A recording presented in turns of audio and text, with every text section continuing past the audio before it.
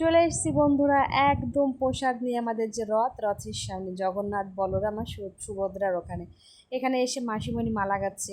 জানো তো, তোমাদের একটা কথা বলি, যখন না ঠাকুরকে আমি যে ঠাকুরের বিভিন্ন ভোগ যে মানে ফল প্রসাদ আমি যখন ঠাকুরকে ভোগ দিই, তখন তোমরা কে কে আছো আমার মতো যে তখন মানে নিজেদেরও একটা জিভে মানে জল আসে, কখন পুজো হবে, কখন প্রসাদ খাবো। তোমরা কি কেউ আমার মতো এরকমই করো?